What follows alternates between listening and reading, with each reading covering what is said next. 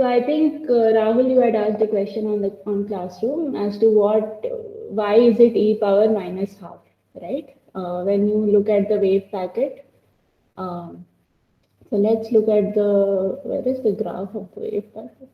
Somewhere here.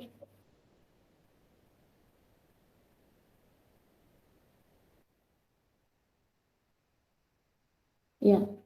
Okay. So this width at half maximum, okay, this means that uh, you are actually looking at this at the function at this point. Okay, so this is a special property of Gaussian function, that the function at the half point, and if you compare that with the maximum of the peak value, then it will be e power minus half. Okay, so that is a special property of Gaussian function, and that is not true for any arbitrary function. This is true only for Gaussian functions. So that's why they have written here, if you see.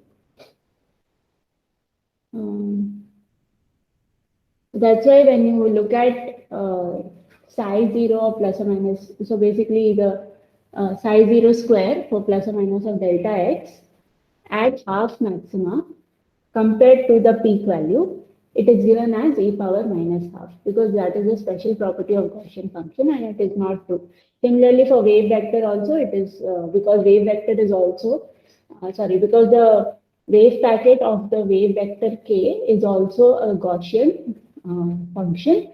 So for wave vector also, you have e power minus half. Again, this is only true for this case because it is a special property of Gaussian function. Now, in the previous assignment, right, I had asked you to find delta x and delta k and calculate uncertainty product. Now, I think it's better that I will teach you another way of calculating it later once you have completed the mathematical methods, and then you can try this out. Because if you look at the example that I have discussed in class, which is for Gaussian wave packet, that kind of formula of e power minus half is specific only for the Gaussian function. So if you look at this function now, you will have to take something else. And I think there is a much simpler way to calculate, uncertainty in any quantity. And why should we do something a bit arbitrary? So that simpler way is through expectation values, through the calculation of expectation values or through the calculation of averages. And that I will discuss once, I think in this second chapter itself, it will come somewhere. So once we have discussed that, then using that systematic way, you can calculate these things. So I think for now, what you can do is you can, in the assignment one, you can just do homework for this question. You can just do part A and part B and leave out part C. Okay, for part C and for similar problems, we will look at expectation values and we will calculate uncertainty in the quantity using the expectation value formula. And that is a much simpler way, and also it is a very systematic way. Like that is just the formula, and if you use that, the concept there, if you use that, you can calculate it for any function. Then you don't have to kind of arbitrarily pick like what is the ratio between two quantities and stuff like that. Okay. All right. So I think for assignment one, you can just do part A and part B and submit it. Then part C, you can skip for this question. Okay. Fine. All right. So now let's move on to any questions from that part or anything from the previous lectures. You can let me know. All right. So you can interrupt me at any point and let me know. Otherwise, I'm going to proceed now. Last class, what did we see? We looked at whether given a set of functions or given a set of vectors, we saw whether they are linearly independent or dependent. Okay, so now we again have to go through more properties. Yes, does anyone have a question?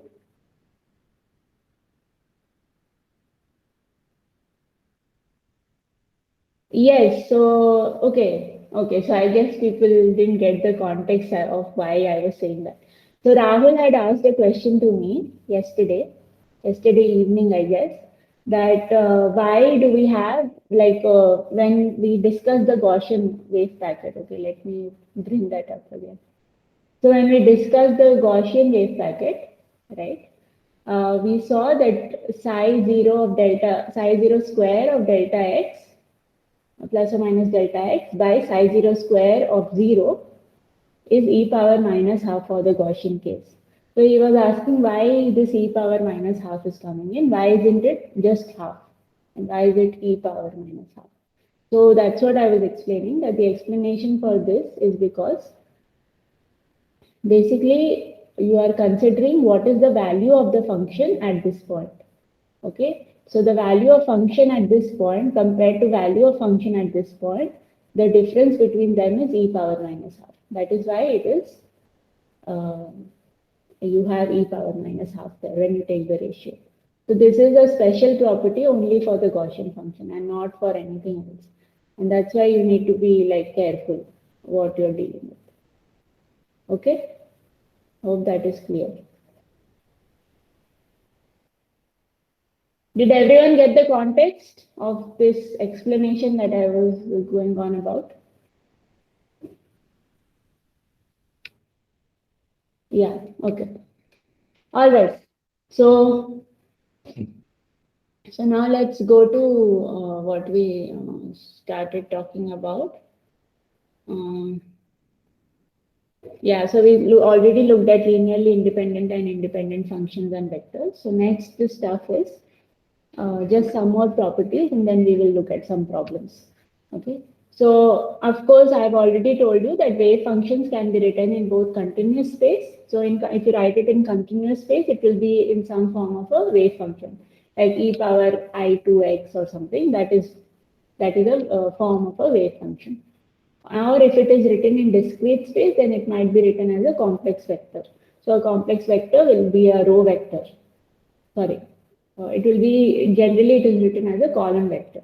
Okay, so you'll have many rows, but you have one column. Okay, so generally that is your complex vector. Okay. Then wave functions also have the property that they are square integrable functions. So what is a square integrable function? So in the case of function spaces, a vector element is given by a complex function and the scalar product. So of course, the vector elements of the vector will be complex. Okay, in general, they will be complex. They can be real also, but in general, they can be complex. Okay, and the scalar product is given by psi comma phi, which we have in the continuous space. This is how the scalar product is written as. You take the psi star of x, so basically the complex conjugate of psi of x, and multiply it with psi of x, and then integrate over the dummy variable. So in this case, the dummy variable is x. So integrate over dx. Okay. So obviously, if this integration cannot be done, in the case, for example, if it goes from minus infinity to infinity, and you are getting infinity as the answer, okay, if after doing this integration, that means that integration is diverging. So if the integration is diverging, or if the integral is diverging for some reason, then the scalar product does not exist. Okay. Now, what is a square integrable? Square integrable function is basically just using the scalar product formula. Instead of psi phi, you have the same function. Okay, so you have psi comma psi. So scalar product of psi with itself, and so this is obviously psi square x, psi square, right? We have already seen this. So psi star x into psi x is psi square of x, right? So this integration, after doing this integration, if you get a finite value, then you say that this function psi of x is square integrable. Okay. If you get diverging value, right? If this integration diverges, you get infinity, or if this integration cannot be done itself because the integration itself is diverging or something like that, then you say that this function is, then of course you cannot even do the scalar product, right? So if you can't do the scalar product itself, then of course the integration is, the function psi of x is not square integrable. Okay. So square integrable functions possess the properties of Hilbert space. T is missing. So they possess the properties of Hilbert space. So any linear combination of square integrable functions. So that we have already seen. Any linear combination of these functions, of these wave functions, will give you another wave function, right? So if this wave function is square integrable, the linear combination of such square integrable functions will give you another square integrable function. So, right, the new function will also have the property that it is square integrable, okay, which means this integration is finite, okay, that's the meaning of square integrable, okay. And dimension of the Hilbert space of square integrable functions is infinite. Generally, any function in Hilbert space has infinite dimension, okay, because generally you can write infinite number of wave functions and take a combination of those and create a new wave function. Okay, that's why any wave function in Hilbert space it generally has infinite dimension. All right. Okay, so now we know wave function of quantum mechanics is square integrable, but what does it mean? Okay, so again, you go back to the probabilistic interpretation. So obviously, you know that if you do psi square and dq bar, which is nothing but dx dy dz, so integration over all this psi square, because the particle has to be somewhere in space, the answer is going to be 1. So this is known as your probability, right? So this integration is basically probability of finding the particle somewhere in space. And since the particle has to be somewhere in space, the total probability is going to be 1. So this is the Born interpretation of a square integrable function, which is same as what we have seen earlier. Okay. Now, okay, so far we have only looked at wave function which are continuous. So only the continuous representation we have looked at. Okay, but there is a very nice, beautiful representation by Dirac, which represents wave functions in the discrete notation or in the discrete space.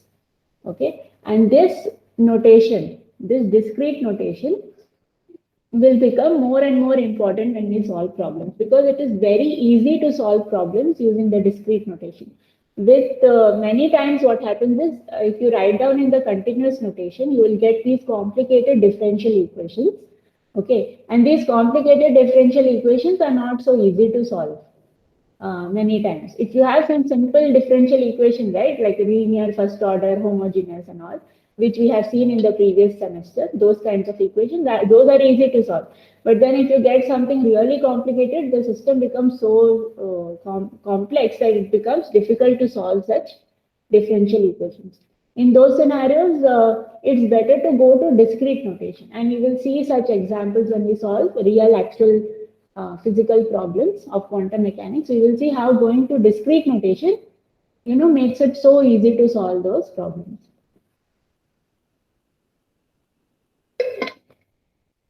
So discrete notation was something that Dirac came up with. Okay, so it is also known as a Dirac notation.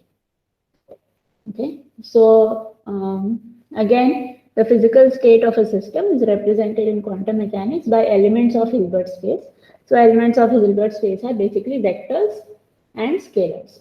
Okay, so these elements basically, the vector part, those are called the state vectors. Okay, and Dirac's notation of state vectors later on became widely used because they are very easy to deal with. Okay, now the state vectors are two types. One is the ket and another one is the bra. So basically, if you combine bra and ket, okay, you basically get a bracket, right? So he kind of separated out the right hand side of the bracket, he called it ket, and the left hand side of the bracket, he called it bra. So that is, and then you combine it, you get a bracket. So this notation is also sometimes called the bracket notation. Okay, because in a scalar product, if you remember, you have, let's go to scalar. So this is your scalar product, right? Psi comma psi, or let's look at this function, this product, psi comma psi. This is a scalar product.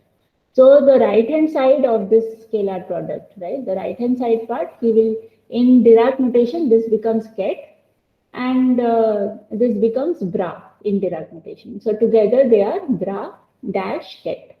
So it is bracket. Okay, so let's look at it. I mean, right now I'm just telling you what the notation is, but we will also look at problems and then you'll understand it perfectly. Okay, so kets are elements of a vector space and they are denoted by this straight line, then your function or your vector, wave vector, state, it's called state vector psi, and then this kind of a greater than psi symbol. Okay, so this thing together, this is known as a ket. So this is a ket notation or ket for the state vector psi. All right. And then if you write psi within this kind of the complementary part, that is called the bra. Okay. So of course, like we have seen in scalar product also, if you have scalar product of psi comma phi, then phi is in Hilbert space and psi is in the dual Hilbert space. Similarly here also, here psi is in the Hilbert space and this other part would be, so this ket will always be in Hilbert space and the bra component will be in the dual Hilbert space. Okay, so there's something like a complementary space. So for every ket, there exists a unique bra and vice versa. Okay, so obviously if you have a ket, you will have a bra also, which is a complementary of the ket. So what is a bra actually? So bra is related to ket in this manner. So bra is basically the complex conjugate and whole transpose. That is your bra. So in terms of ket, you can write the ket and take a dagger on top of it, right? So this plus sign is actually called a dagger. So this is ket of psi and dagger. Okay, and this is called the Hermitian conjugate of psi. So Hermitian conjugate is nothing but you take the complex conjugate and then you take the transpose of that. Okay, that is your Hermitian conjugate. Okay, so bra ket is the Dirac notation for scalar product, right? I already told you that. So if in continuous notation, your scalar product is written in this form, then in Dirac notation, the scalar product is written in this form. Okay, so it is the same thing. All right. So scalar product in function spaces, bracket phi comma psi, and you integrate over phi star of x, psi of x over dx. And in Dirac notation, you will represent this as phi, this bra and ket, but this will be in vector space. So phi is also a vector, psi is also a vector, and then you have to take the scalar product of the two vectors. Okay. So let's look at properties of kets, bra and bra kets. All right. So every ket has a corresponding bra. This we already told you, because if you look at a scalar product, you cannot have a scalar product just with one vector alone. You need to have the complementary vector also. Okay. So every ket needs to have a corresponding bra. There is a one-to-one correspondence between bras and kets. So if you write A psi, write A and ket of psi plus B ket of phi, then you will get in terms of bra, okay, what it will be. If this was actually a bra representation, it has to be A star bra of psi plus B star bra of phi. Because if you see, bra is nothing but the complementary of ket, which means bra has to have complex conjugate transpose. Okay. So because A and B are just scalars, so the are just constants. So so it will just have complex conjugate, no transpose, because A and B are not vectors. But psi and phi are vectors, so they will become the bra equivalent. Okay. Here A and B are complex numbers. Okay, so that's why if you have so if you have a ket and inside the ket you have A into psi, A is a constant, right? Constant, but it can be a complex number. Then you can simply take A outside and you will have psi. But if you write it in bra notation, if you have within the bra representation, you have A into psi.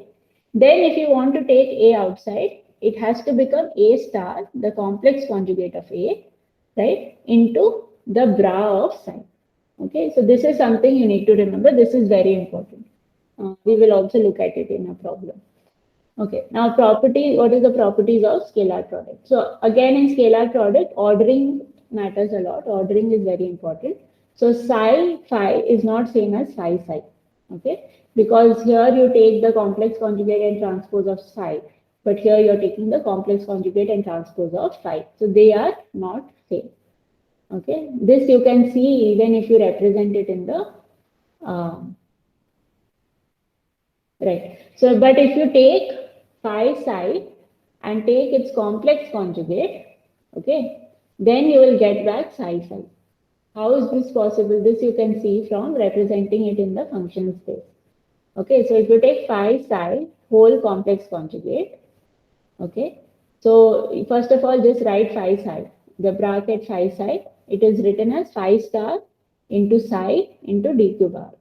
Okay, and its complex conjugate means the whole complex conjugate. Now the complex conjugate of this whole thing means that first you have to take psi star and then phi. And this, if you take psi star phi, if you represent this in terms of Dirac notation, you are going to get back bracket psi phi, right? So essentially, this phi psi whole complex conjugate is equal to psi phi. This is same, but these two are not same. Where is it? Yeah, but psi phi is not same as phi phi. Okay. All right. So now let's look at this. So you have psi a bra operating on a ket. So you sometimes also call it as bra operating on a ket. Okay. So you have a bra acting on a ket, and the ket is A1 psi1 plus A2 psi2. Then you can separate out these terms separately and make two brackets. So you have psi A1 psi1, psi A2 psi2. And because A1 and A2 are on the right hand side, so they are in the ket side, so you can just take them outside as A1 psi psi1 and A2 bracket psi psi2. Okay. But if it is, but if A1 phi1 plus A2 phi2 operates on the ket psi, right, or acts on the ket psi, so this is a scalar product of A1 phi1 plus A2 phi2 and psi. So then what happens? Again, you can break it up. So you broke it up and you got A1 phi1. So scalar product of A1 phi1 and psi plus scalar product of A2 phi2 and psi. And then what you have, because A1 is on the bra side, so you when you take it out, it needs to be the complex conjugate of A1. So you have A1 star and scalar product of phi and psi plus A2 star into scalar product of phi to psi. Okay, hope this is clear. So this is like a small homework. I want you to expand this and see what is the answer you get. So use these rules that I've told you and expand this out. So obviously here phi1, phi2, psi1, psi2 are the state vectors, and a1, a2, b1, b2 are the complex constants. Okay. All right. Then another property of another property of the state vectors are that the norm of the state vector is real and positive. Norm is nothing but the scalar product. So scalar product in the bracket notation is written as bra psi acting on ket psi, right? So it again, this has to be greater than or equal to 0 because scalar product or basically the psi square. This is nothing but psi square. So psi square has to be greater than or equal to 0. It can only be 0 if psi is 0, but otherwise this has to be 1 if psi is normalized. If it is not 1, then at least it has to be positive. Okay. All right. Then again, sorry about that. So then again we have the square of psi phi, right? So we are taking the norm of the bracket itself. This is less than or equal to the scalar or the norm of psi into the norm of phi. Okay. Again, if psi is right, so these are some of the rules which are also applicable in just vectors also. So the same rules are applicable for vectors also. So these are like the same kind of analogous rules that are there in quantum mechanics. Okay. Then there's another rule called triangle inequality. which is given by psi plus phi, bra psi plus phi acting on ket psi plus phi, and this has to be less than or equal to this relation. Okay, and then, right, so these are some of the rules that are again applicable to general vectors also. All right.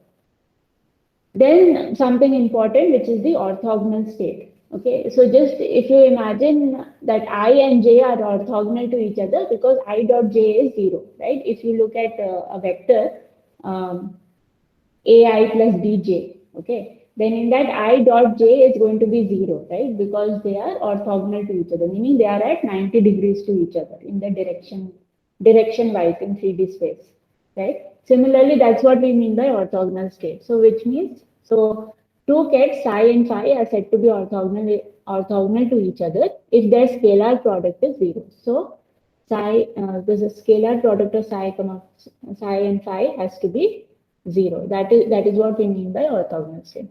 And what is orthonormal state? It is it is similar to orthogonal state. So again, scalar product of psi phi should be 0. But additionally, the norm of psi and norm of phi should be 1. So norm of psi should be 1 and norm of phi also should be 1. Meaning that psi and phi should be normalized. Okay, so psi and phi should be normalized plus psi and phi, scalar product of psi and phi should be 0. So that is known as an orthonormal state. Okay. So then you have seen that always it is written in this form, right? So there is a bra acting on a ket. Okay. But you can never have two like bra and bra like that.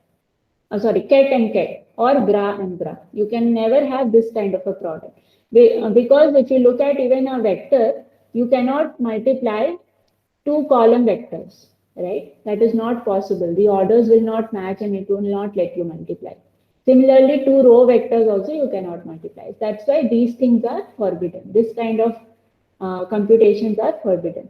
They only make sense if psi and phi belong to completely different vector spaces. Okay, they belong. So, for example, we will learn about these things later. But say, for example, psi belongs to spin space and phi belongs to orbital angular momentum space. So they are completely different. Then it is okay, but otherwise it is not okay. In general, as a rule, you can imagine, unless it is specified specifically that okay, these belong to different spaces, and then what will happen? Only then you think about it. Otherwise, in general, you can take it for sure that this is not going to be possible because you can't do such vector multiplications. Okay, it is not at all possible. All right. So this kind of this bra or sorry, ket or bra type of computations are nonsensical mostly. All right. So now we'll look at a question and then you will understand quickly. Okay, so here a ket is given. Ket is always written in a column vector, right? So you see that this has many rows but only one column, so it is called a column vector. Okay, and you can see that the elements of the vector of the column vector are, in general, they are complex. Sometimes they can be real also, but they can be complex. I mean, in general, they are complex. Okay, so this is a ket psi. Okay, state vector psi, and this is the ket representation. And again, phi is a ket. So this is a ket representation of phi, which is 2 minus I, 2 minus 3I. So first of all, the question is find the bra. So what is the bra? Bra is nothing but complex conjugate and transpose of this vector. Okay, easy. So you just take complex conjugate. So it will become 2 plus I and 2 plus 3I. Okay, so each element, wherever you have complex number, in front of the complex number, whatever sign is there, that will change. That is what we mean by complex conjugate. So it will become 2 plus I, 2 plus 3I. That is the complex conjugate. And then you have to take its transpose. So transpose meaning row will become column, column will become row. So since this is only one column vector, it will become a row vector. So you'll get 2I, 2 plus 3I. So this is the bra. Okay. Then what is the scalar product of phi comma psi? So again, scalar product you can only take when phi is a bra and then psi is a ket, or vice versa. Okay, psi is a bra, phi is a ket, but you cannot take it for two bras or two kets. Okay, scalar product means one has to be bra, one has to be ket. Okay, then only you complete the bracket. So again, you just have to do matrix multiplication, right? So you know what is bra phi, which is 2 plus 3i. You know what is ket psi. Ket psi is minus 3i, 2 plus I, 4. Okay. And now you just do the matrix multiplication. And in this case, you can do the matrix multiplication, right? Because this row vector is of order 1 cross 3. And this, meaning it has one row and three columns. And this column vector is of order 3 cross 1. So it has 3 rows and 1 column. So 3 and 3, they are same, which means finally you will get a matrix, or you will get something which is of order 1 cross 1, which means you will get a number. So you have to do this computation. So you will get, I hope you guys remember how to do matrix multiplication, but I'm just telling you how to do it. But if you don't remember or if you're still confused, please go back and look at the previous semester's lectures. Okay. So you just have to do 2 into minus 3i plus I into 2 plus I plus 2 plus 3i into 4. Okay. And if you then add it up everything, you will get 7 plus 8i. The next question is examine why product psi, this ket psi and ket phi and the product bra psi do not make sense. So that is simple, right? You just write it down fully like the vectors, and you see this is of order 3 cross 1, this is of order 3 cross 1. 1 and 3. So the right hand side of first matrix and left hand side of the second matrix, they are not matching, right?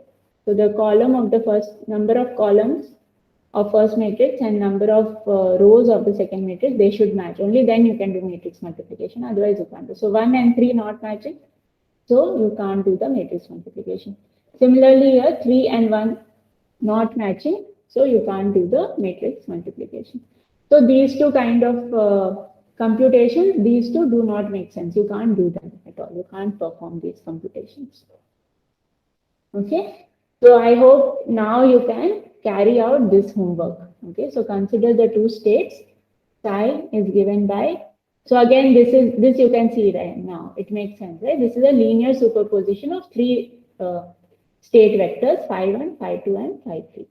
So psi is ket psi is given by I phi 1 plus 3i phi 2 plus 3i phi 2 minus phi 3, and ket chi is given ket and phi 1, phi 2, phi 3 are orthonormal. It is told to you that it is orthonormal. Okay, so what are the quantities you need to calculate? You need to calculate scalar product. You need to calculate norm of psi, okay, which is scalar product of psi with psi. You need to calculate norm of chi. Then you need to calculate scalar product of psi with chi, scalar product of chi with psi, and infer this also. Psi plus chi and psi plus chi. Okay. And then it's asking, are the scalar products psi chi and chi psi equal? In general, you remember they will not be equal, but see whether in this case it is equal or not. Okay. All right. Then calculate these. And so these can be calculated. Okay. These are allowed, but ket and bra are not allowed. Okay.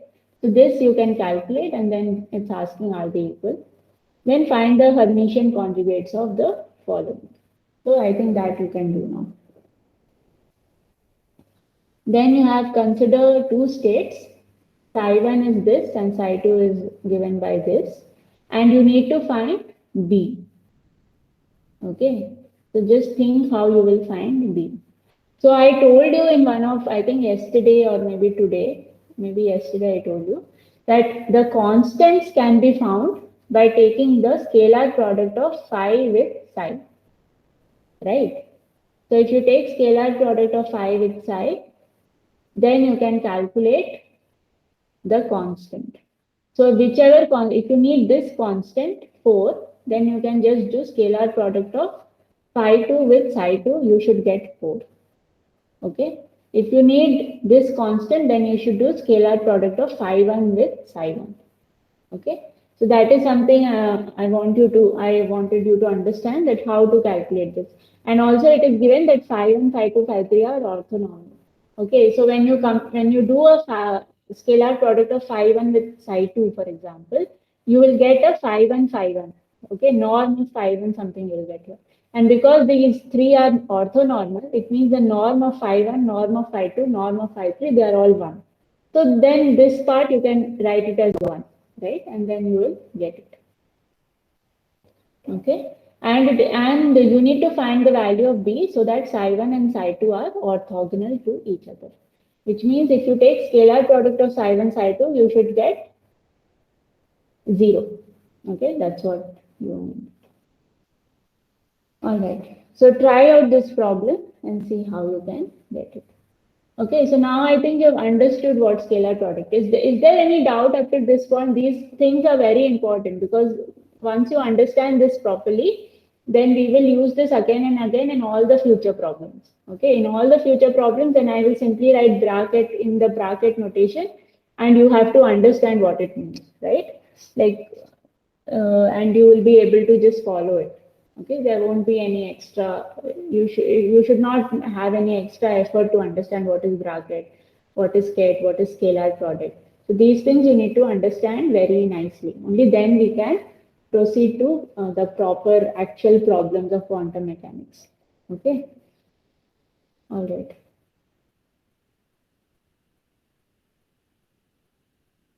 Okay, so we have talked about so much about scalar product of two state vectors, psi and phi and all. Okay, but what do they mean? What does it mean to take a scalar product like this? Okay, so again, Born has given the probabilistic interpretation. Okay, so of course, mathematically, it means that if you write scalar product of phi with psi, it means that this represents projection of psi onto phi. That is the mathematical meaning, but for us, it doesn't carry any much significance. In quantum mechanics, what it means is there is a probabilistic interpretation of this. So in terms of quantum mechanics, this scalar product means that if the system was in the state vector psi before measurement, then what is the probability that it will become state vector phi after measurement? Okay, so this is like a conditional probability.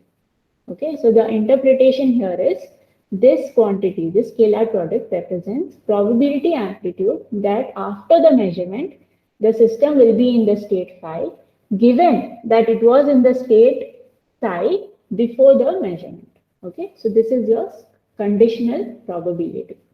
Okay, all right. So now I think we have mostly completed everything about the state vectors. Now we have to go to operators. Okay, there are some operators operating on these state vectors. Okay, so we have to understand what are the properties of those operators. Operators are what? Any question up to this point? You can let me know. All right. So now we'll look at operators. What is an operator? Operator is any mathematical group, be it addition, differentiation, or something, right? Those are all operators. Okay. So operator is a mathematical rule that when applied to a ket, transforms it to another ket. Okay, another ket psi star. Okay, so A is an operator acting on psi. It will give you another ket psi star. If A operates on the bra, it will give you another bra. That's all. Okay, so if A operates on the bra phi, it will give you another bra which is phi dash. So that is the operator. We'll see what are specific operators. Okay, similarly, it applies to wave functions as well. Okay, this is in bracket notation, but in wave function notation also it will apply. So A operating on psi will give you psi dash. And if you have phi and A, you will get phi dash. Okay. All right. So what are operators? So one example is the unity operator. Unity operator, you just multiplying 1 with the psi. Okay. It will do nothing to the operator. Okay. Same operator you thought. Basically, you're multiplying 1 with a number, you get back the same number. That kind of a funda here. Then there is a gradient operator. So this del we have already seen in the previous semester, right? So del is nothing but del vector is nothing but dou by dou x into I, dou by dou I into j, dou by dou z into k. So this, if it operates on psi, then you are going to get dou psi by dou x into I plus dou psi by dou I into j plus dou psi by dou z into k. This is your gradient operator. Then there is the linear momentum operator. So P. Okay. So P operator acting on psi, you will get minus I h cross del psi. So this is again the gradient operator, but in front there is a minus I h cross factor as well. Okay. Then the Laplacian operator, del square you have already seen, right? Del square is nothing but dou square by dou x square plus dou square by dou y square plus dou square by dou z square. Okay. Then there is the parity operator. Parity operator, what it does, it changes the sign of the state vector. So whatever sign it has, everything the sign will be reversed. So that is what is the parity operator. So psi of r becomes psi of minus r. Okay, so Ma'am, these are all, yeah. yeah. So these operators are, I mean, those are derived or defined. Those are I mean, defined. okay. Yeah. Okay, so these are examples of different operators. We will encounter these different kinds of operators when we solve some of the physical problems of quantum mechanics, right? There are some problems which people have solved. So those kind of problems when we solve, we will encounter these operators. So I'm just giving you examples right now. These are different kinds. There could be more kinds of operators which I'm not specifying. Okay. On that. So this is just your mathematical rule. But like if someone tells you parity operator, you should immediately visualize that okay, parity means the signs have been changed. Laplacian means there is the dou square by dou x square kind of a thing. Okay. All right. So now there are some rules of these operators again. So products of operators, okay, product of two operators is generally not commutative. Okay, again the order is very important. Product of the two operators, so A into B will not be equal to B into A.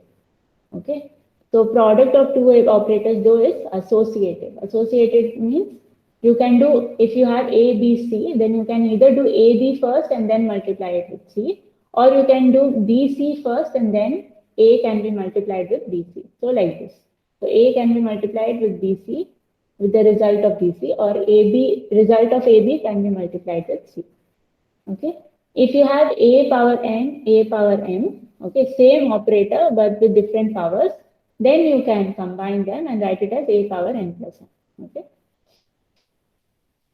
Then if a product operates on a ket, order is important. Obviously, anyway, order is important, right? So that's why they are saying. So A, B, psi. Okay, so A and B both are operators operating on the ket side. Okay, so you have to do first B side, you will get some answer. Then only you have to do A into this thing. Okay, you cannot do A first and then B. Okay, that will be completely wrong. That is not the answer of this question. Okay. Then, when an operator is sandwiched between a bra and a ket, it yields in general a complex number. Okay, so when you have operator sandwiched between a bra and a ket. Why is that? Because A into psi, operator A operating on ket psi will give you another ket, which is psi dash. And then that will be phi, then you will have scalar product of phi into psi dash. You understand? So A operating on ket psi will give you psi dash. And then this will become a scalar product of phi into psi dash. And scalar product of two state vectors, generally it gives you a complex number. Okay, so that's why generally you will get a complex number. Or you can do the other way around also. In order to compute this, first you can act A operating on the bra phi. You will get some state vector which is phi dash, right? You'll get some phi dash. And then that phi dash and psi can form a scalar product. Okay, again you'll get a complex number. Okay, so either way you can do it. Okay, then there are linear operators. Linear operators, again, you know, so A operator acting on a linear combination of two state vectors, you'll get these two terms separately. A1 into A into psi1 plus A2 into A into ket psi2. Okay. Similarly, if you operate it on the bra side, then you will get A1 into psi1 into A plus A2 into psi2 into A. Here you see A1 and A2, these are not becoming complex conjugate because these are outside of the bra. Okay, they are just outside of the bra. So they are not becoming complex conjugate. But if A1 was inside the bra, then when you take it outside, it has to become complex conjugate. Okay, so you need to remember that. Okay. So that's why I've written, see the difference between bra A1 psi1 and bra psi1 into A1. Okay, there is a difference between these two. So now we come to expectation value or mean value. Okay, when you have mean value of an operator, that is basically nothing but the operator acting on the two same state vectors psi divided by the norm of the psi. Okay, that is your expectation value of operator A. Okay, so basically the operator A acts on psi and this resultant thing is scalar product with psi and then divided by the norm of psi, or right? So that is this is the formula for expectation value. Okay. So here what I've written, the quantity ket phi multiplied with bra psi is a linear operator in Dirac's notation. Okay, why is it a linear operator? So whenever you want to say something is a linear operator, you can just apply this onto another ket. So if you apply this on another ket psi dash or something, then this will become some complex number, right? And this is a complex number and you are remaining with the ket phi. Okay, so you will get A1 into 5, some complex number into 5. So essentially it becomes just it's like a linear operator. Okay. Again, products of this type are forbidden, where you have ket psi into A. Okay, so either if you want to put A on the right hand side, you need to have with it a bra. Or if you put A on the left side, then it needs to be associated with a ket.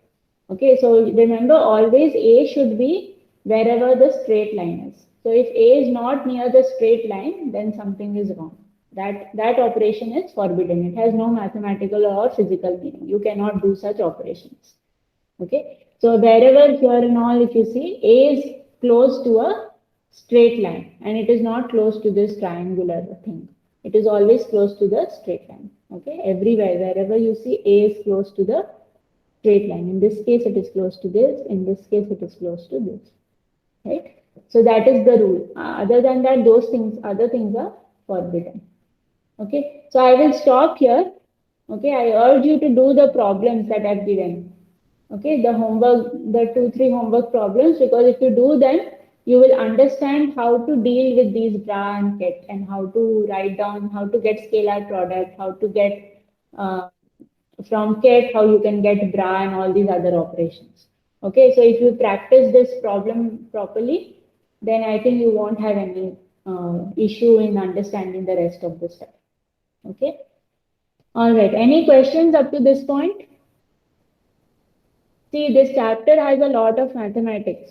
Okay. And you might think that it is abstract. That's why after teaching every small topic, I'm giving you a problem so that you know that, okay, actually, whatever rules you are studying, it is applied onto some problem. Okay. So it is not so abstract even. But either case, if you find it is too abstract, I think you should practice it more. And whatever doubt you have, you can always ask me.